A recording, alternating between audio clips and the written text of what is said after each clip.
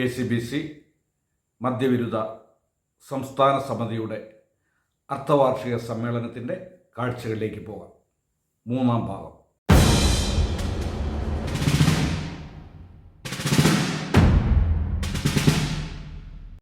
എൻ്റെ ഒരു അഭിപ്രായം, നമ്മൾ ഫെബ്രുവരി 26 ബുധനാഴ്ചയാണ് ഇത് വെച്ചിട്ടുള്ളത്. അതൊരു ദിവസമായിരുന്നെങ്കിൽ ഒരുപാട് യുവജനങ്ങൾ നമുക്ക് കൊണ്ടുവരുവാനായിട്ട് കഴിയുമായിരുന്നു. എന്തായാലും തീയതി ഓൾറെഡി നിശ്ചയിക്കപ്പെട്ടു. അതൊരവധി ദിവസം ശിവരാത്രിയാണ്, അതുകൊണ്ടാണ് നമ്മൾ ഡേറ്റ് വെച്ചിട്ടുള്ളത്. ഓക്കെ. പിന്നെ ഇതുപോലെ തന്നെ നമുക്ക് ജീസസ് യൂത്ത്, CSS, അതുപോലെ തന്നെ KCBM, ഇത് പബ്ലിക്കായിട്ട് മദ്യം, അതുപോലെ തന്നെ പുകവലി, രാസലഹരി, അതുപോലെയുള്ള അടിമത്തത്തിൽപ്പെടാത്തവരെ ഇതിലേക്ക് കൊണ്ടുവരാനായിട്ട് നമ്മൾ ശ്രമിക്കണം. അപ്പോൾ ശരിക്കും പറഞ്ഞാൽ നമ്മളുടെ ഈ സംസ്ഥാന സമ്മേളനം വളരെ ഉഷാറായിട്ട് നടക്കുവാനായിട്ട് സാധിക്കുമായിരുന്നു. Thank you. ഒന്നാമത്തെ മതബോധന ഡയറക്ടർമാർ അവരുടെ വാട്സപ്പ് ഗ്രൂപ്പുകൾ വഴി മതബോധന സ്കൂളുകളിലെ പ്രധാന അധ്യാപകർക്ക് മെസ്സേജുകൾ അയക്കണം. മാത്രമല്ല, കുട്ടികളെ കൊണ്ടുവന്നാൽ മാത്രം പോരാ, തിരികെ എത്തിക്കാനുള്ള സജ്ജീകരണവും അവർ ചെയ്യണം. സിസ്റ്റേഴ്സിന് അതിന് സഹായിക്കാൻ പറ്റും. മതബോധന ഡയറക്ടർമാർ അങ്ങനെ ഒരു അറിയിപ്പ് കൊടുക്കുകയാണെങ്കിൽ.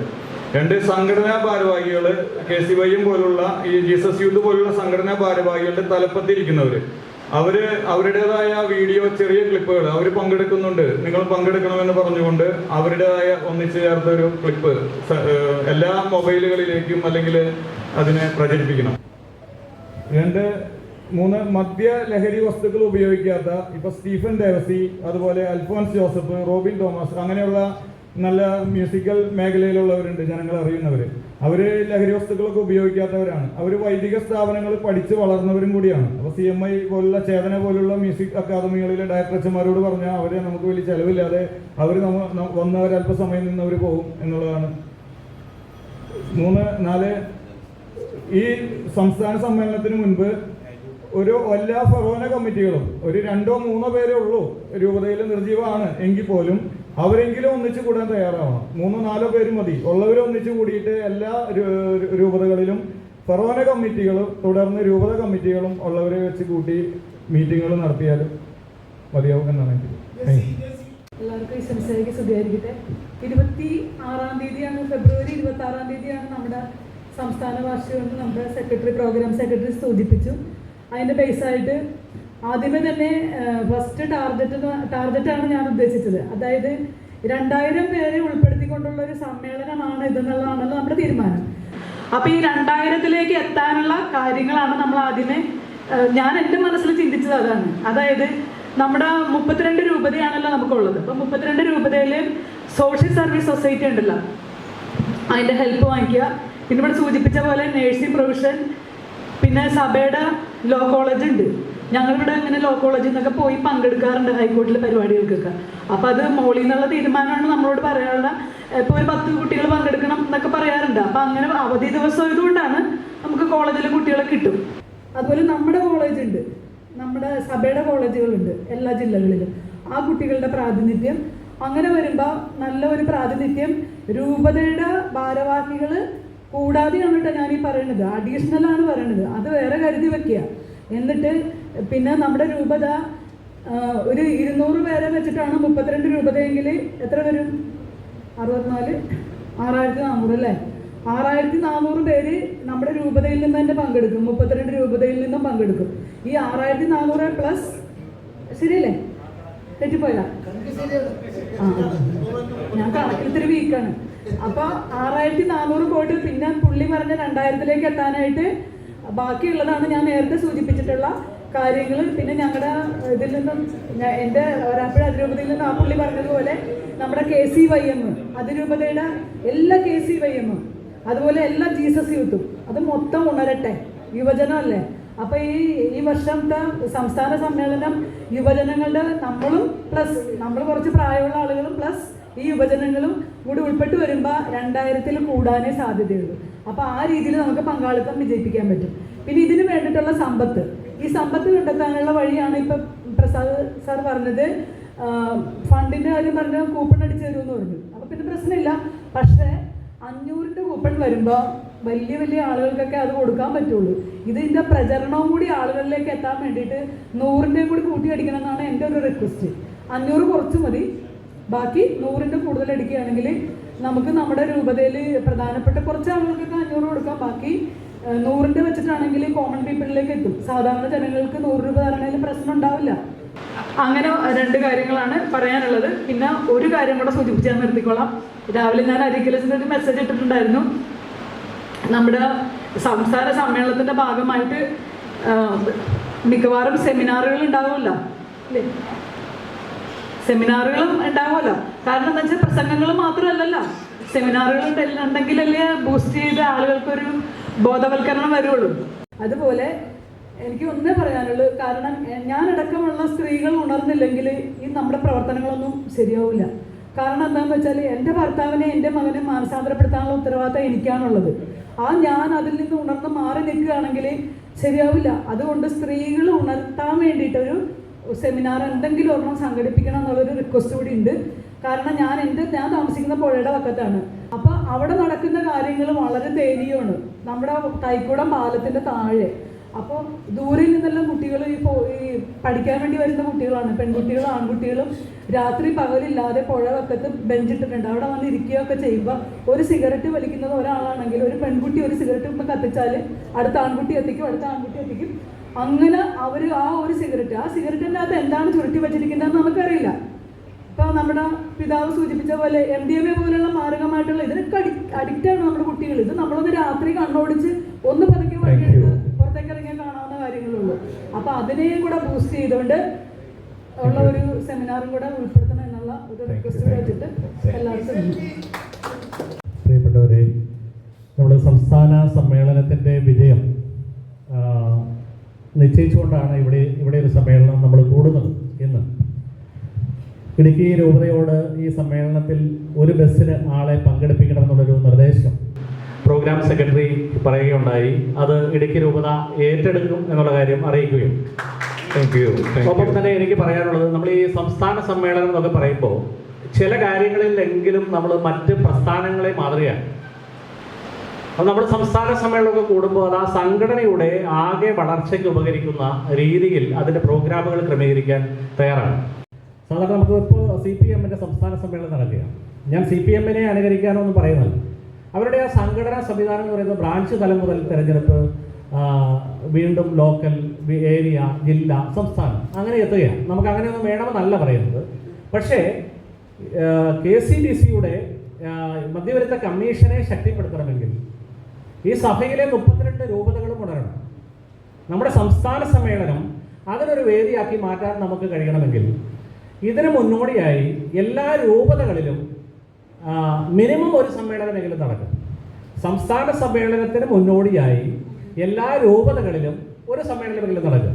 ഇനി നമുക്ക് ഫെറോന സമിതികളും യൂണിറ്റ് സമിതികളും ഒക്കെ ഉള്ളിടത്ത് അതിനാവശ്യമായ പ്രചരണം കൊടുക്കാം, കട്ടൗട്ടറുകൾ, പോസ്റ്ററുകൾ, നോട്ടീസുകളൊക്കെ തയ്യാറാക്കാം, പത്രവാർത്തകൾ കൊടുക്കാം. മറ്റൊന്ന്, സംസ്ഥാന ഭാരവാഹികൾ, അഭിമന്യ പിതാവൊക്കെ ചെയ്യേണ്ട ഒരു കാര്യം, രൂപതയിലെ നേതൃത്വവുമായി എന്ന് പറഞ്ഞാൽ എല്ലാ പിതാക്കന്മാരുമായിട്ടും ഈ വിഷയമൊന്ന് ചർച്ച ചെയ്യണം, സംസ്ഥാന സമ്മേളനം വിജയിപ്പിക്കണമെന്ന് ആവശ്യപ്പെടണം. അതുപോലെ എല്ലാ രൂപതകളിലെയും പ്രസിഡന്റുമാരും ഭാരവാഹികളുമൊക്കെ ആയിട്ടൊരു അനുദിനം എന്നല്ല പറയുക, ഒരു 2-3 മാസമെങ്കിലുമൊക്കെ കൂടുമ്പോൾ ഇവരെ ഒന്ന് വിളിക്കാനും ഈ പ്രസ്ഥാനത്തിൻ്റെ പ്രവർത്തനങ്ങളൊന്ന് അവലോകനം ചെയ്യാനും തയ്യാറാകണം. അപ്പോൾ എന്താണെങ്കിലും ശരി, സംസ്ഥാന സമ്മേളനത്തിൽ മറ്റൊരു കാര്യത്തോട് എനിക്ക് യോജിപ്പുണ്ടെങ്കിലും അല്പം വിയോജിപ്പുള്ളൊരു കാര്യം, നമ്മൾ ഈ കോളേജ് പിള്ളേരെയും നേഴ്സുമാരെയും അതുപോലെയുള്ള ആളുകളെയും ഒക്കെ കൊണ്ടുവന്നിട്ട് സമ്മേളന ഹാള് നിറയ്ക്കുന്ന ഒരു പരിപാടി ടെക്നിക്കലി അത് നല്ലതാണ്. കാരണം വിശിഷ്ട അതിഥികൾ വരുമ്പോൾ സദസ്സിൽ ആളുണ്ടാകുക എന്നുള്ളതാണ് അവർ ഏറ്റവും പ്രധാനപ്പെട്ട നോക്കുന്നത്. പക്ഷേ ഈ പ്രസ്ഥാനത്തിന്റെ പ്രവർത്തനവുമായി ബന്ധപ്പെട്ട് ബാക്കിയുള്ള ആളുകൾ ശ്രദ്ധിക്കുന്നത് എന്താണെന്നറിയോ? ഒരു നേഴ്സിംഗ് കോളേജിൽ നിന്ന് ഒരു 10-200 ആള് യൂണിഫോം ഇട്ട നേഴ്സുമാരവിടെ വന്നിരുന്നു കഴിഞ്ഞാൽ ഇത് നേഴ്സുമാരാണെന്നുള്ളത് തിരിച്ചറിയാം, ആർക്കും തിരിച്ചറിയാം. അപ്പോൾ ഇത് യഥാർത്ഥത്തിൽ വേണ്ടത് നമ്മുടെ രൂപതകളിലെ പ്രവർത്തകരാണ്, യുവജനങ്ങളാണ്. അവരെ കൊണ്ട് നമ്മുടെ ഈ 2000 പേരുടെ സമ്മേളന ഹാള് നിറയ്ക്കാൻ നമ്മൾ പ്ലാൻ ചെയ്യണം. അത് നടന്നില്ല എങ്കിൽ മാത്രം മറ്റാളുകളെ, നേഴ്സിംഗ് പിള്ളേരെയും കോളേജ് പിള്ളേരെയും സെമിനാരിയൻസിനെയും ഒക്കെ കൊണ്ടുവരുന്നത് അതിനുശേഷം മതി. പ്രസാദ് ഗുരുവിള പറഞ്ഞ ആശയം നല്ലതാണ്. പക്ഷേ രൂപതകളിൽ നിന്ന് നമ്മുടെ ആളുകളെത്തി ഹാള് നിറയാത്തൊരു ഘട്ടത്തിൽ മാത്രമേ അത് ആലോചിക്കാവൂ. കാരണം അത് വിശിഷ്ടാതിഥികൾക്ക് വേണ്ടി മാത്രമായിരിക്കണം. എന്താണെങ്കിലും ഈ സംസ്ഥാന സമ്മേളനം വിജയിക്കട്ടെ എന്ന് ആശംസിക്കുന്നു. ഈ പ്രവർത്തനങ്ങൾ വളരെ സജീവമാകട്ടെ. എനിക്ക് കുറച്ച് കാര്യങ്ങൾ പറയാനുണ്ട്. ഇനി അവസരം ഉണ്ടാവുകയാണെങ്കിൽ ഞാൻ പറയുന്നതാണെന്ന് അറിയിക്കുന്നു. നന്ദി, നമസ്കാരം. ആതിഥേയ രൂപതകളിൽ ഒന്നായ കോട്ടയം രൂപത, അതുകൊണ്ട് ഞാൻ രണ്ടു കാര്യങ്ങൾ പറയാമെന്ന്. ഇവിടെ എല്ലാവരും പറയുന്നത് സാമ്പത്തികത്തെക്കുറിച്ചാണ്. സാമ്പത്തികം നമ്മുടെ ടെമ്പറൻസ് കമ്മീഷൻ എന്ന് പറയുന്നത് എനിക്ക് തോന്നുന്നു KCDCയുടെ കീഴിലുള്ള ഒരു കമ്മീഷൻ. KCDCയുടെ കീഴിലുള്ള പല കമ്മീഷനുകളുടെ പ്രവർത്തനങ്ങൾക്ക് വേണ്ടി ഇടവക തലത്തിൽ ആണ്ടിലൊരിക്കലൊരു പിരിവെടുക്കാൻ എന്തുകൊണ്ട് നമുക്ക് ഉണ്ട്, നമ്മളത് എടുക്കുന്നുണ്ട്. ടെമ്പറൻസിന് വേണ്ടിയിട്ട് അത് എടുക്കാൻ പാടില്ല. അതുകൊണ്ട് കിട്ടുന്നുണ്ട്. ഒരു സർക്കുലർ വന്നിട്ടുണ്ട്. ടെമ്പറൻസ് കമ്മീഷന് വേണ്ടിയിട്ട് ഒരു പിരിവെടുക്കേണ്ടത് അത്യാവശ്യമാണ്. കാരണം മറ്റ് പലതിനും വേണ്ടി നമ്മൾ എടുക്കുന്നുണ്ട്. അതിനേക്കാൾ വലിയ ഉത്തരവാദിത്വപൂർണ്ണമായിട്ടുള്ള ഒരു ചുമതല നിർവഹിക്കാൻ കാശില്ലാത്തതിൻ്റെ പേരിൽ കഷ്ടപ്പെടുന്ന ഒരു കമ്മീഷനായിട്ട് ഇത് മാറരുത് എന്ന് ഓർമ്മിപ്പിക്കുകയാണ്. രണ്ടാമത്തെ കാര്യം, സംസ്ഥാന സമ്മേളനം ഫെബ്രുവരി 26-ന് നമ്മൾ പ്ലാൻ ചെയ്തിരിക്കുന്നു. ആ പ്ലാൻ ചെയ്യുമ്പോൾ ഏറ്റവും പ്രധാനമായിട്ട് ശക്തി കേന്ദ്രീകരിക്കേണ്ടത് ചങ്ങനാശ്ശേരി, വിജയപുരം, പാല, കോട്ടയം, കാഞ്ഞിരപ്പള്ളി തുടങ്ങിയ പ്രാദേശിക രൂപതകൾ. ആ പ്രാദേശിക രൂപതകളിൽ നിന്നുള്ള ആളുകളെ വിളിച്ചു കൂട്ടുകയും അത് ഒന്നോ രണ്ടോ അതിലധികമോ പ്രാവശ്യം വിളിച്ചു കൂട്ടി ഇതിന് ഈ സംസ്ഥാന സമ്മേളനത്തിന് ഊർജം സംഭരിക്കേണ്ടതാണ് എന്ന് ഞാൻ ശ്രദ്ധിക്കുന്നു. മൂന്നാമതായി നമ്മുടെ കുഞ്ഞുങ്ങളുടെ കാര്യമാണ്. 8ാം ക്ലാസ് മുതൽ അല്ല അതിനു മുമ്പേ പിള്ളേർ ഇപ്പോൾ ലഹരി ഉപയോഗം തുടങ്ങിയിട്ടുണ്ട്. അപ്പോൾ വിശ്വാസ പരിശീലകർ നമ്മുടെ എല്ലാ രൂപതകളിലും ഏറ്റവും കുറഞ്ഞത് ഒരു 15-20 പേര് വെച്ചുണ്ട് ഓരോ രൂപതയിലും ഓരോ ഇടവകയിലും. അപ്പം അങ്ങനെ വരുമ്പോഴാണ് ഒരു ഇടവക തലത്തിലെ വിശ്വാസ പരിശീലകരുടെ ഒരു സംഘാതമായ പാർട്ടിസിപ്പേഷൻ, പങ്കാളിത്തം ഇതിനുണ്ടാകത്തക്ക രീതിയിൽ ഉള്ള ഒരു നിർദ്ദേശം ഇവിടെ ആരും സൂചിപ്പിച്ചെന്ന് എനിക്ക് തോന്നുന്നു. പ്രാദേശികമായിട്ട് അല്ലെങ്കിൽ എല്ലാ ഇടവകളിൽ നിന്നും വിശ്വാസ പരിശീലകരെ കൂടി ഇതിൽ നിർബന്ധപൂർവ്വം ഉൾപ്പെടാനായിട്ട് ശ്രദ്ധിക്കേണ്ടത് നല്ലതാണ്. അതുപോലെ നമ്മൾ ഈ സമ്മേളനം നടത്തി പിരിയുന്നതോടൊപ്പം തന്നെ സമൂഹത്തിന് ഒരു സന്ദേശം നൽകാനായിട്ട് സാധിക്കുന്നത് ഒരു റാലിയോടുകൂടി തുടങ്ങുകയാണെങ്കിൽ അത് കുറച്ചുകൂടെ നല്ലതായിരിക്കും എന്ന് എനിക്ക് തോന്നുന്നു. അത് ബുദ്ധിമുട്ടേറിയതാണ്. എങ്കിലും വരുന്ന ആളുകൾ ഇപ്പോൾ മാമലകളാണെങ്കിൽ പോലീസ് ഗ്രൗണ്ടിലോ അല്ലെങ്കിൽ ദേശീയ കോളേജ് ഗ്രൗണ്ടിലോ ഒക്കെ ചേർന്നിട്ട് അവിടുന്നാണെങ്കിലും ഒരു ചെറുതാണെങ്കിലും ഒരു സന്ദേശ യാത്ര ഉള്ളത് നല്ലതാണ് എന്ന് ഞാൻ ചിന്തിക്കുകയാണ്. അതുപോലെ ഫ്ലെക്സ് ബോർഡുകൾ നല്ല കാര്യങ്ങൾ. അത് പ്രധാനമായും ഈ സമ്മേളന ഏരിയയിൽ മാത്രം ഒതുങ്ങാതെ ഇപ്പോൾ നമുക്കറിയാം, ഇപ്പോൾ യെച്ചൂരി മരിച്ചു, ഇന്ത്യയിൽ അങ്ങോളം ഇങ്ങോളം ഫ്ലെക്സ് ബോർഡുകളാണ്. അപ്പോൾ അതെന്തുകൊണ്ടാണ് അദ്ദേഹത്തോടുള്ള അദ്ദേഹത്തിലുള്ള വിശ്വാസം പരസ്യമായി പ്രഖ്യാപിക്കുന്നു. ഞാൻ എൻ്റെ രൂപതയിൽ ഡിസംബർ 13-ന് ഞങ്ങളുടെ ഒരു രൂപതയിലെ പാരിഷ് കൗൺസിലിൽ നിന്ന് എല്ലാ ഇടവയിലെ പാരിഷ് കൗൺസിൽ അംഗങ്ങളിൽ നിന്നും ഒരാളെ ഒരു കമ്മീഷൻ്റെ ചുമതലക്കാരനായിട്ട് സപ്പോർട്ട് എല്ലായിടത്തും കാണുമെന്ന് എനിക്ക് തോന്നുന്നു എടുത്തിട്ടുണ്ട്. അപ്പോൾ അവരുടെ ഒരു മീറ്റിംഗ് ഡിസംബർ 13-ന് വിളിച്ചിട്ടുണ്ട്. അതിനുശേഷം ഞങ്ങളുടെ അഭിനന്ദ പിതാവ് 2 മാസത്തിലൊരിക്കൽ ഈ കമ്മീഷൻ ചെയർമാൻമാരെ വിളിച്ച് അതിൻ്റെ പ്രവർത്തനങ്ങളെക്കുറിച്ച് വിലയിരുത്താറുണ്ട്. സംസ്ഥാന സമ്മേളനത്തിൻ്റെ വിജയത്തിനായിട്ട് എല്ലാവിധ നന്മകളും പ്രാർത്ഥനകളും നേർന്നുകൊണ്ട് ഞാൻ വാക്കുകൾ ഉപസംഹരിക്കുന്നു. Thank you. പ്രിയപ്പെട്ടവരെ, ഞാൻ ഈ സമ്മേളന ആരംഭത്തിൽ നടന്ന സംഭാഷണത്തിനും ചർച്ചയിലും നമ്മുടെ ഈ സംസ്ഥാന പൊതുസമ്മേളനം വിജയകരമാകുമോ എന്നുള്ളൊരു ഉത്കണ്ഠ ആരംഭത്തിൽ എനിക്കുണ്ടായിരുന്നുവെങ്കിലും ഇതുവരെ നമ്മൾ ഓരോരുത്തർ വന്നിവിടെ കാര്യങ്ങൾ പങ്കുവെച്ച് തീർന്നപ്പോൾ ഇത് നല്ലൊരു വിജയമാകുവാൻ സാധ്യതയുള്ള ഒരു സമ്മേളനമായിട്ട് കാണുന്നുണ്ട്. പക്ഷെ അങ്ങനെ ഒരു സമ്മേളനത്തിലേക്ക് നമ്മൾ പോകുമ്പോൾ നമ്മൾ മുന്നേ ഇവിടെ പങ്കുവെച്ച ഒരു ആശയവും സംസ്ഥാന സമ്മേളനം കൂടെ ക്ലബ് ചെയ്താണ് പോകുന്നത്. എല്ലാ രൂപതകളിലും യുവജനങ്ങളുടെ ഒരു വിങ് ഇതിനെ പ്രവർത്തിക്കുവാനായിട്ട് രൂപപ്പെടുത്തിയെടുക്കുക എന്നുള്ളത്. പക്ഷെ അത് സംസ്ഥാന സമ്മേളനവുമായിട്ട് ക്ലബ് ചെയ്ത് പോകുമ്പോൾ അത് ഒരു പക്ഷേ ഈ സംസ്ഥാന സമ്മേളനം കൊണ്ട് അത് തീർന്നു പോകുന്ന ഒരു ദുരവസ്ഥ അതിന് വരാൻ സാധ്യതയുണ്ട്. ശ്രീ പ്രസാദ് ഗുരുവിള തിരുവനന്തപുരത്ത് ചെന്നപ്പോൾ അവിടെ ദീപ്തി ചേച്ചിയും ടീമും ആഘോഷമായിട്ട് സ്വീകരിച്ച് ശ്രീ തരൂർ MP-നെ കാണുവാനായിട്ടൊക്കെ കൊണ്ടുപോയി. അങ്ങനത്തെ ഒരു സ്വീകരണം എനിക്ക് തോന്നുന്നു ഓരോ രൂപതയിലും ഈ സംസ്ഥാന നമ്മുടെ മധ്യവിരുദ്ധ സമിതിയുടെ ടീം അംഗങ്ങളുടെ 2 പ്രതിനിധികൾ വരട്ടെ.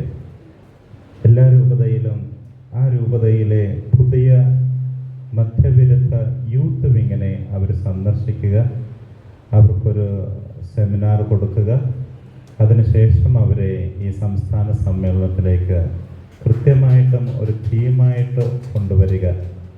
ഇല്ലെങ്കിൽ നമ്മൾ ഈ പറഞ്ഞതുപോലെ ഒരു സമ്മേളനത്തിൽ അടുത്തുള്ള കോളേജുകളിൽ നിന്നും സെമിനാരിയിൽ നിന്നും നഴ്സിംഗ് സ്കൂളുകളിൽ നിന്നൊക്കെ പിള്ളേരെ കൊണ്ടുവന്ന് നിറച്ചിട്ട് കാര്യമുണ്ടെന്ന് തോന്നുന്നില്ല.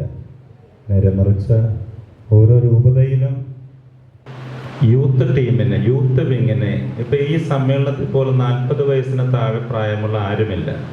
1-2 പേരുള്ളതോ ഒരു പക്ഷേ ആ രൂപതയുടെ ഓഫീസ് സംവിധാനവുമായി ബന്ധപ്പെട്ടാണ് വന്ന് പങ്കെടുക്കുന്നത്. അല്ലാതെ 40 വയസ്സിന് താഴെ പ്രായമുള്ള ആരുമില്ല. അപ്പം നമ്മുടെ ഈ സംവിധാനം മുന്നോട്ട് കൊണ്ടുപോകേണ്ട സാഹചര്യം അനിവാര്യമായിരിക്കുന്നത് പണ്ട് നമ്മൾ ഇപ്പോൾ പ്രവർത്തിച്ചുകൊണ്ടിരിക്കുന്ന, ഇതിനു മുമ്പ് പ്രവർത്തിച്ചുകൊണ്ടിരിക്കുന്ന പശ്ചാത്തലമല്ലല്ലോ ഈ മേഖലയിലുള്ളത്. അതിനേക്കാളും അതിഭീകരവും അതിവിപുലവും അതികഠിനവും പ്രയാസമേറിയതുമായ ഒരു ചുറ്റുപാടാണുള്ളത്. നമുക്ക് ഈ സിറ്റുവേഷന് വേണ്ടവണ്ണം പൊരുതി നേരിട്ട് നിൽക്കുവാൻ പറ്റുമോ? ഇനി പറ്റുമെങ്കിൽ തന്നെ എത്ര നാൾ നമ്മൾ നിൽക്കും? ഒരു പിൻതലമുറ ഇല്ല എങ്കിൽ. അപ്പോൾ അങ്ങനെയാണെങ്കിൽ നമ്മൾ എല്ലാ രൂപതയിലും ഒരു യൂത്ത് വിങ്ങിനെ ഫോം ചെയ്യുകയും നമ്മുടെ സംസ്ഥാന അവാർഡ് നിർണയത്തിൽ കൃത്യമായും യൂത്ത് വിങ് ഉള്ള രൂപതകൾക്ക് കൂടുതൽ പോയിന്റുകൾ കൊടുത്ത് അവാർഡ് നിശ്ചയിക്കുവാൻ ശ്രദ്ധിക്കുകയും ചെയ്യണമെന്ന് ഓർമ്മിപ്പിക്കുകയാണ്. യുവജന നിര നിരക്കുമ്പോൾ അത് ശക്തി കൊണ്ട് ഭയങ്കര പ്രഭയുള്ളൊരു സമ്മേളനമായിരിക്കും.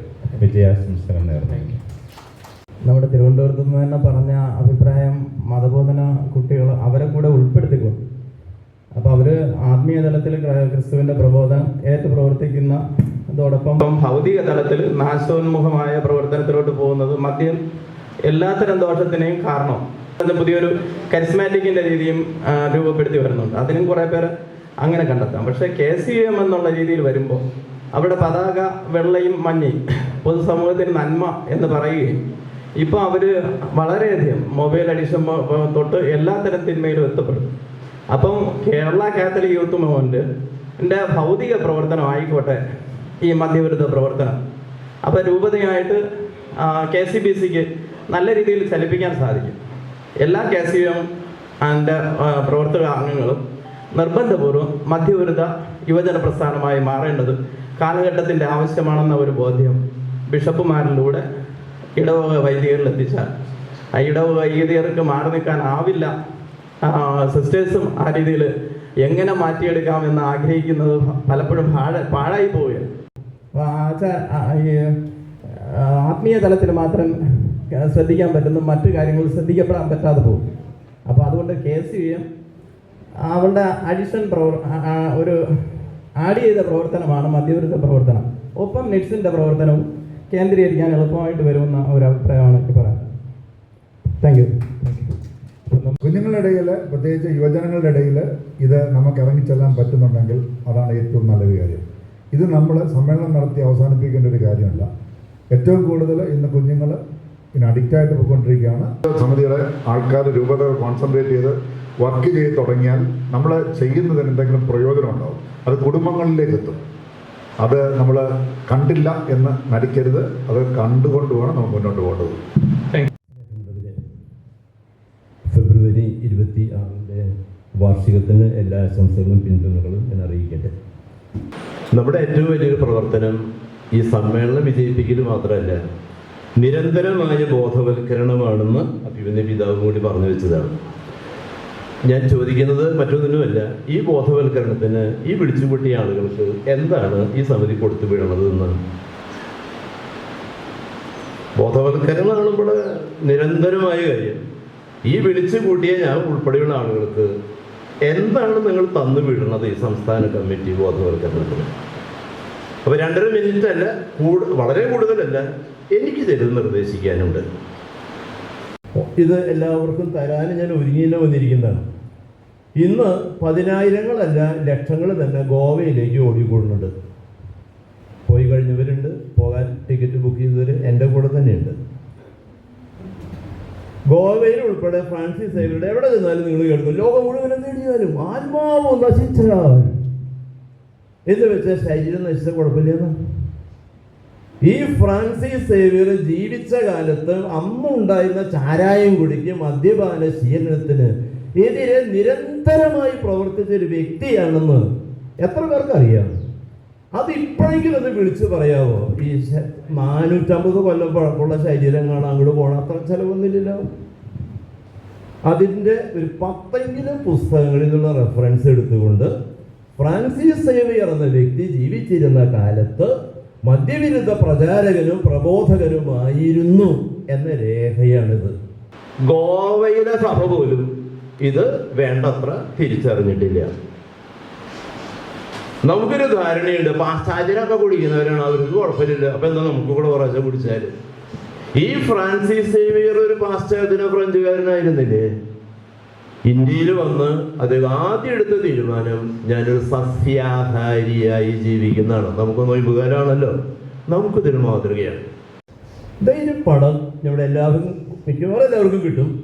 ഇത് ജർമ്മനിയിൽ ഹിറ്റ്ലറുടെ കാലത്ത് ലക്ഷക്കണക്കിന് ആളുകളെ ജർമ്മനിയിലും അയൽ രാജ്യങ്ങളിലും മദ്യവിരുദ്ധ പ്രസ്ഥാനത്തിന് മുന്നേറ്റത്തിന് സംഘടിപ്പിച്ച് വിജയം വരിച്ച ഒരു വൈദികന്റെ ചിത്രമാണ്.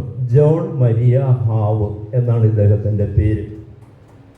നമ്മളതൊന്ന് പഠിച്ചാൽ കുറെ കൂടി നമ്മൾ മോട്ടിവേഷൻ എന്നൊക്കെ നമ്മൾ പറയില്ല, ഇൻസ്പിറേഷൻ എന്നൊക്കെ, അങ്ങനൊരു ശ്രമം നിരന്തരം നമ്മുടെ ഇടയിലുണ്ടായ നല്ലതാണ്. ഇദ്ദേഹം സ്ഥാപിച്ച സഭ സ്നാപക യോഹന്നാന് മാതൃകയിലെടുത്തത്. അതിൻ്റെ കാരണം ബൈബിളില് സ്നാപക യോഹന്നാനെ കുറിച്ച് മാത്രം എഴുതപ്പെട്ട ഒരു തിരുവചനമുണ്ട്. അത് വീഞ്ഞോ ലഹരി പാനീയങ്ങളൊന്നും അദ്ദേഹം ഉപയോഗിച്ചിരുന്നില്ല എന്നതാണ്. അദ്ദേഹം സ്ഥാപിച്ച സന്യാസ സമൂഹത്തിൽപ്പെട്ട ആണുങ്ങൾക്കുള്ളതും പെണ്ണുങ്ങൾക്കുള്ളതായ സെമിനാരിയും മഠവും തൃശ്ശൂര് ഓരോന്ന് വെച്ചുണ്ട്. എനിക്ക് എൻ്റെ പരിചയമുണ്ട്, അതുകൊണ്ട് ഇവിടെ കൊണ്ടുവന്നതാണ്. ഈ ജീവിതത്തെ അറിയുന്നത് നമുക്കെല്ലാം പ്രചോദനാത്മകമാണ്. ഇത് എല്ലാവർക്കും തികയൊന്നും എനിക്കറിയില്ല, എങ്കിലും ഞങ്ങളുടെ പ്രസിഡന്റ് ഇത് കൊണ്ടുവന്നിട്ടുണ്ട്. കലണ്ടർ എല്ലാവരുടെ കയ്യിലുണ്ട്. പക്ഷേ ഇന്ന് വരെ ഒരാളും പരസ്യമായി അച്ചടിക്കാൻ ധൈര്യം കാണിച്ചിട്ടില്ലാത്തൊരു വാചകം ഇതിനകത്തുണ്ട്. ഇതൊരു ജ്വല്ലറി ഉടമയുടെയാണ്, എൻ്റെ നാട്ടുകാരനാണ്, മഞ്ഞളി കുടുംബക്കാരനാണ്. തൃശ്ശൂർ അതിരൂപതയിൽ ഇപ്പൊ രഹസ്യമൊന്നും അല്ല, പരസ്യമായിട്ട് തന്നെ പറയാണ്. ആ ഇടവകയിൽ തന്നെ അതേ കുടുംബത്തിൽ തന്നെ പെട്ട ഒരു മഞ്ഞളി തറവാട്ടുകാരൻ, ആളുടെ പേര് മോനി എന്നാണ്. അവനാണ് ഈ കലണ്ടർ അടിക്കണത്. അതിൽ ആരംഭത്തിൽ തന്നെ അവിടെ എഴുതി വെച്ചിരിക്കുന്നത് മദ്യ കച്ചവടം ഇല്ലാത്ത മഞ്ഞളി. നിങ്ങളുടെ കയ്യിൽ കിട്ടുമ്പോൾ നിങ്ങളത് കാണും. Thank you. നമുക്കിങ്ങനെ 10 പേരെ സംഘടിപ്പിക്കാൻ പറ്റും ഓരോ സ്ഥലത്തൊന്നും. ശക്തമായി ധൈര്യമായി ഒരു ധാർമ്മിക ലക്ഷ്യത്തോടെ ഇത്തരം കാര്യങ്ങൾ കിട്ടാവുന്ന എല്ലാ വേദികളിലും വിളിച്ചു പറയാൻ, പ്രഘോഷിക്കാൻ തയ്യാറുള്ള കുറച്ച് ആളുകളെ, ഇങ്ങനെയുള്ളവരൊക്കെ നമുക്കൊന്ന് ആദരിക്കാൻ പറ്റും പല വേദികളിലും. Thank you. അവസാനിപ്പിക്കുകയാണ്. ഇതാ വരുന്നു ക്രിസ്മസിൻ്റെ ഒരു സന്ദേശം കൂടെ. ഇതും എല്ലാവരും തരുന്നുണ്ട്. ഇതും പ്രത്യേക രീതിയിൽ തയ്യാറാക്കിയിട്ടുള്ളതാണ്. എല്ലാ ആശംസകളും അഭിവാദ്യങ്ങളും അർപ്പിച്ചുകൊണ്ട് ഇത് വർദ്ധിച്ചെടുക്കുന്നു. എനിക്ക് 2 കാര്യമാണ് പറയാനുള്ളത്. രണ്ടാമത്തെ കാര്യം എന്ന് പറഞ്ഞാൽ, സമാന്തരമായി ഇതുപോലെ തന്നെ മദ്യവിരുദ്ധ പ്രവർത്തനം നടത്തുന്ന ചില സംഘടനകളുണ്ട്. അവരെ പോലും ഈ കാര്യങ്ങൾ അറിയിച്ച് ഈ സമ്മേളനത്തിൽ പങ്കെടുക്കാനുള്ള ഒരു തീരുമാനം ഉണ്ടാകണമെന്ന് അഭ്യർത്ഥിക്കുന്നു. Thank you. നമുക്ക് എന്ത് ചെയ്യാൻ പറ്റും? നമ്മുടെ ഈ 26-ാം തീയതി നടക്കുന്നത് കുറെ ആൾക്കാരും വെച്ചിട്ടോ കുറെ ബഹളം വെച്ചിട്ടോ അതിലൊന്നും കാര്യമില്ല. നമുക്ക് പ്രവർത്തിക്കുന്ന ഒരു സംഘടനയാണ് വേണ്ടത്. എനിക്ക് വളരെ വിഷമമുണ്ട്. അച്ഛനെ പറഞ്ഞ് വളരെ ഞാനത് സന്തോഷത്തോടെ സ്വീകരിക്കുക. കാരണം ഞാൻ അവിടെ തന്നെയുള്ളൂ. ഞാൻ തന്നെ എന്ന് പറഞ്ഞാലും ഞാൻ അവിടുത്തെ അബ്കാരി മുതലാളിമാരോട് രഹസ്യമായിട്ടും വിളിച്ച് പല പ്രാവശ്യം താക്കീത് കൊടുത്തു കഴിഞ്ഞു. ഇത് നിങ്ങളുടെ കുടുംബത്തിന് ശാപമാണ്. 3 പേരുള്ളൂ മക്കൾ, 3 പേരും വെളിയില്ല. ഇഷ്ടം പോലെ പണമുണ്ട്. നമ്മുടെ കത്തോലിക്കർ തന്നെയാണ്. വളരെ കഷ്ടവും സങ്കടവും തോന്നുന്ന അവസ്ഥയുണ്ട്. നമുക്ക് എങ്ങനെ എന്ത് പ്രതികരിക്കാൻ പറ്റും? തൊട്ടടുത്ത് സ്കൂളുണ്ട്, കോളേജുണ്ട്. അവിടെ 7 വയസ്സുള്ളതിനെ കഴിഞ്ഞ ദിവസം കഞ്ചാവായിട്ട് പിടിച്ചു. നമുക്ക് എന്ത് ചെയ്യണം പറഞ്ഞു പ്രാർത്ഥിച്ചോളാൻ പറഞ്ഞു. ഈ പ്രാർത്ഥനയും കൊണ്ട് മാത്രം പ്രാർത്ഥനയാക്കിയാണ് ഫലമാണ്. പക്ഷേ നമ്മൾ ഈ സംഘടനയ്ക്ക് എന്തെങ്കിലുമൊക്കെ പ്രവർത്തിക്കാൻ പറ്റുമെങ്കിൽ ചെയ്യാൻ പറ്റുമെങ്കിൽ അതുകൊണ്ടാണ് എനിക്ക് കാര്യം. ഞാൻ പറഞ്ഞു ഇനി എന്നെ വിളിക്കരുതെന്ന് പോലും പറഞ്ഞു കാര്യം. കാരണം എനിക്ക് വളരെ ബുദ്ധിമുട്ടുണ്ട്, അതുകൊണ്ടാണ് പറഞ്ഞത്. Okay, thank you. ബഹുമാന്യരായിട്ടുള്ള അച്ഛന്മാരെ, സ്നേഹമുള്ളവരെ, ഞാൻ ഏകദേശം 20 കൊല്ലമായി ലഹരിക്ക് അടിമപ്പെട്ടവരെ ചികിത്സിക്കുന്നു. മദ്യത്തിനും മയക്കുവസ്തുക്കൾക്കും അടിമപ്പെട്ടവരെ ചികിത്സിക്കുന്നു. ഒരു ഡി അഡിക്ഷൻ സെൻ്ററിൽ ഞാൻ ഒരുപാട് കൊല്ലം വർക്ക് ചെയ്തു. ഇപ്പോൾ എൻ്റെ ആരോഗ്യം വെച്ചാൽ മോശമായതുകൊണ്ട് ഇപ്പോൾ അവിടെ പോകുന്നില്ല. എങ്കിലും ഇന്ന് വരെയും എൻ്റെ അടുത്ത് വരുന്നവർക്ക് കൗൺസിലിങ്ങും ഒക്കെ കൊടുക്കുന്നുണ്ട്, ഉണ്ടാക്കണം. അതുപോലെ ഇതൊരു മാറാ രോഗമാണ്. Once an addict ever an addict എന്ന് പറയും. ഒരിക്കലും ഇതിന് അടിമപ്പെട്ടാൽ അവരെന്നും അടിമപ്പെട്ടാൽ ഇനി തൊടാതിരുന്നാൽ മാത്രമേ അവർക്ക് രക്ഷപ്പെടാൻ പറ്റുള്ളൂ. അതിന് മദ്യം ഇല്ലാതിരിക്കണം. അതിന് നമ്മളെ കുട്ടികളെയും മറ്റുള്ളവരെയും ഒക്കെ ബോധപ്പെടും. ബഹുമാനിയെ, ഞാൻ കോട്ടയം അതിരൂപതയുടെ പ്രസിഡന്റ്. അപ്പോൾ കോട്ടയത്ത് ഈ പരിപാടി നടക്കുമ്പോൾ ഞങ്ങൾ വളരെ സജീവമായി നിൽക്കണം എന്ന് ആദ്യം തന്നെ പ്രസാദിലൂടെ കഴിഞ്ഞ ദിവസം ഒരു മീറ്റിംഗ് അവിടെ വെച്ചായിരുന്നു കോട്ടയത്ത്. അതിലിങ്ങനെ സൂചിപ്പിക്കുകയൊക്കെ ഉണ്ടായി. അതുകൊണ്ട് ഞങ്ങൾ അവിടെ നിന്ന് 7 പേരും കോട്ടയത്ത് നിന്ന് വന്നിട്ടുണ്ട്. അപ്പം ഞങ്ങളെ കഴിയുന്ന വിധത്തിൽ കോട്ടയം രൂപതയെ പറ്റുന്ന രീതിയിലുള്ള എല്ലാ സഹകരണം ഉണ്ടാകുമെന്ന് ആദ്യമായിട്ട് പറയാണ്. അതുപോലെ ഈ മതബോധന ക്ലാസ്സുകളിൽ കുട്ടികൾക്ക് വേണ്ടിയിട്ട് നമുക്കൊരു ക്ലാസ് എടുക്കാനായിട്ട് ഒരു സമയം ഏതെങ്കിലും ഒരു ദിവസം, ഒരു ഞായറാഴ്ച ഒരു മണിക്കൂറോ വല്ല അനുവദിച്ച രൂപത അധ്യക്ഷന് ഉൾപ്പെടെ അത് പറഞ്ഞെങ്കിൽ കിട്ടുള്ളൂ. അല്ലാതെ നമ്മളിപ്പോൾ ഒരു പള്ളിയിലോ HM-നോട് ചോദിച്ചാൽ ചിലപ്പോൾ അത് കിട്ടാൻ സാധ്യത കുറവാണ്. അതുകൊണ്ട് അങ്ങനെ ഒരു സൂചന കൊടുത്താൽ നല്ലതായിരിക്കും. കുട്ടികൾക്ക് വേണ്ടി മാത്രമാണ് നമുക്ക് പിന്നെ ഈ കാര്യങ്ങൾ ചെയ്യാൻ പറ്റുള്ളൂ. അതൊന്നും ചെയ്താൽ നല്ലതായിരിക്കും. ലഹരി വിരുദ്ധ സ്ക്വാഡിനെ ഉണ്ടാക്കുക എന്ന് പറഞ്ഞാൽ കുട്ടികളുടെ കൂട്ടത്തിൽ തന്നെ അങ്ങനെ കുറച്ച് പേരെ സെലക്ട് ചെയ്തിട്ട് അതിൽ നന്നായിട്ട് പ്രവർത്തിക്കുന്നവർക്കൊക്കെ ഒരു സമ്മാനമൊക്കെ കൊടുക്കുമ്പോൾ അവർക്കൊരു പ്രോത്സാഹനമായി വരാനായിട്ട് സാധ്യതയുണ്ട്. പിന്നെ നമ്മുടെ യുവജന സംഘടനകൾ ഇപ്പോൾ ഉണ്ട്. ഞങ്ങളുടെ കോട്ടയം രൂപതയ്ക്കാണ് KCYL എന്ന് പറഞ്ഞ ജ്ഞാനായ കാത്തലിക് യൂത്ത് ലീഗ് എന്ന് പറഞ്ഞ സംഘടനയുണ്ട്. അപ്പോൾ നമ്മുടെ ഈ സമ്മേളനമായിട്ട് ബന്ധപ്പെട്ട് അതുപോലെ അതിൻ്റെ അതിരൂപത ഫൊറോന യൂണിറ്റിലെ ഭാരവാഹികളെ കുറേ പേരെ ഇതിൽ പങ്കെടുക്കുകയാണെങ്കിൽ നമ്മുടെ കുട്ടികൾ തന്നെ അവിടെ പങ്കെടുത്തതായിട്ട് ഉള്ള ഒരു ഇത് വരും. അതിപ്പോൾ എല്ലാ രൂപതയിലും അതുപോലെ ഭാരവാഹികളെ മാത്രം മതില്ല, ഒത്തിരി പേരെ വിളിച്ചാൽ വരാൻ സാധ്യത കുറവാണ്. അതുകൊണ്ട് അവരെ ഉൾപ്പെടുത്തിക്കൊണ്ട് നമ്മുടെ സമ്മേളനത്തിന് കുറച്ച് യുവജനങ്ങളെ കിട്ടാൻ സാധ്യതയുണ്ട്. ഞങ്ങൾ ഈ കഴിഞ്ഞ ദിവസം നടത്തിയ കൂട്ടത്തിൽ മുദ്രാവാക്യ മത്സരം നടത്തിയായിരുന്നു, ലഹരി വിരുദ്ധ മുദ്രാവാക്യ മത്സരം. അത് ഒരു 100-120 പിള്ളേർ ഒരു ടീമിൽ 7 പേര് വരത്തക്ക രീതിയിൽ വന്ന് നല്ല രീതിയിൽ അവർ കുറേ ദിവസം പ്രാക്ടീസൊക്കെ ചെയ്തു. അപ്പോൾ ആ മുദ്രാവാക്യം വിളിച്ച് റാലിയോട് കൂടിയൊക്കെ നമ്മൾ പോയാൽ കുറച്ചുകൂടി ഒരു നമ്മുടെ ഈ പ്രകടനം പൊതുവെ അറിയാനായിട്ട് ഒരു സാധ്യത ഉണ്ടാവുകയും ജനങ്ങളിൽ അതൊരു ശ്രദ്ധ ഉണ്ടാവുകയും ചെയ്യുമെന്ന് മാത്രം ഓർമ്മിക്കുന്നു. ചിന്തകളും ഒക്കെയാണ് ഇവിടെ നടന്നത്. പറഞ്ഞതെല്ലാം ഇവിടെ കുറിച്ചെടുത്തിട്ടുണ്ട്. അത് നടക്കാൻ സാധ്യതയുള്ളതെല്ലാം നമ്മൾ ചെയ്യണം. അതാണ് ഇവിടെ സൂചിപ്പിക്കപ്പെട്ടത്. ഈ ഒരു വാർഷികം മാത്രമല്ല നമ്മുടെ ലക്ഷ്യം. ഈ വാർഷികത്തോടനുബന്ധിച്ച് പല കാര്യങ്ങൾ ഇവിടെ നടക്കണം. വലിയ ഒരു അവയർനെസ് പ്രോഗ്രാം ഇവിടെ നടക്കണം. അപ്പം ഇവിടെ പറഞ്ഞ കാര്യങ്ങൾ ഒന്ന് ക്രോഡീകരിക്കുകയാണെങ്കിൽ ആവശ്യത്തിന് അത് പറഞ്ഞിട്ടുണ്ട്. യൂത്ത് വിങ്ങിനെ സംഘടിപ്പിക്കണം. എന്താണ് ഇവിടുന്ന് കിട്ടുന്നത്, അതിനോടൊപ്പം അത് കഴിയുമ്പോൾ ചില പാമ്പലറ്റ്സ് അതുപോലെയുള്ള രേഖകൾ കൊടുക്കത്തക്ക രീതിയിൽ ഇത് ക്രമീകരിക്കണം. തൊട്ടടുത്തുള്ള രൂപതകളെ പ്രത്യേകം ശ്രദ്ധിച്ച് ഇക്കാര്യത്തിൽ ഏർപ്പെടുത്തണം. ഒരു പ്രാർത്ഥന നടത്തണം. പിന്നീട് റീഹാബിലിറ്റേഷൻ സംബന്ധമായ കാര്യങ്ങൾ നടക്കണം. ഏതാണ്ടൊക്കെ ഇത്രയാണ് പ്രധാനപ്പെട്ട കാര്യങ്ങൾ പറഞ്ഞത്. അതിനകത്ത് ആദ്യത്തെ സെഷനിൽ നമ്മൾ ഇപ്പോൾ വിളിച്ചിരിക്കുന്ന ഒരാൾ, പ്രത്യേകിച്ച് നമ്മുടെ arch bishop, Changanassery arch bishop നമ്മുടെ തറയിൽ പിതാവിനെയാണ് പിതാവിൻ്റെ ഡയറിയിൽ കുറിപ്പിച്ചിട്ടുണ്ട്. തെക്കത്തശ്ശേരി തിരുമേനിയോട് ഞാൻ പറഞ്ഞിട്ടുണ്ട്, അദ്ദേഹമോ അല്ലെങ്കിൽ ജസ്റ്റിൻ തിരുമേനിയോ എത്തും. കോട്ടയത്തെ തിരുമേനിയോട് ഇനിയും അദ്ദേഹം സ്ഥലത്തില്ലായിരുന്നു, ഇപ്പോഴാണ് വന്നത്, അത് അറിയിക്കുന്നതാണ്. അപ്പോൾ 3 ലോക്കൽ ബോഡീസിൽ നമ്മൾ ഓൾറെഡി ഇൻഫർമേഷൻ കൊടുത്തിട്ടുണ്ട്. സഭയുടെ KCBCയുടെ പ്രസിഡന്റ് 26-ാം തീയതി ഉച്ച കഴിഞ്ഞുള്ള സെഷൻ സംബന്ധിക്കാമെന്ന് ഏറ്റിട്ടുണ്ട്. ആ സെഷനിലേക്കാണ് നമ്മൾ ശശി തരൂരിനെ ചിന്തിക്കുന്നത്. ആത്മശോധന ചെയ്യണം, ഒരു തിരുത്തൽ നടത്തണം. നമ്മൾ ഇവിടെ മന്ദലുക്കാരൻ അച്ഛൻ പറഞ്ഞതുപോലെ ബോൾഡായിട്ട് പറയാനുള്ള ഒരു ആത്മീയത നമ്മൾ നേടിയെടുക്കണം. ദൈവം അനുഗ്രഹിക്കണം. കൃത്യവ്യക്തിയിലേക്ക് കടക്കുകയാണ്. ആദ്യമായിട്ട് നന്ദി പറയാനുള്ളത് KCBC മധ്യവിത്ത സമിതിയുടെ അധ്യക്ഷനായിട്ടുള്ള ബിഷപ്പ് യുഹനാൻഡോസ് മാർ തിയോഡീഷ്യസ് പിതാവിനാണ്. കേരള മധ്യവിത്ത സമിതിയുടെ പേരിൽ ഹാർദവമായ നന്ദി രേഖപ്പെടുത്തുന്നു. അടുത്തതായി നന്ദി രേഖപ്പെടുത്താനുള്ളത് മധ്യവിത്ത commission secretary father John Areekal അച്ഛനാണ്.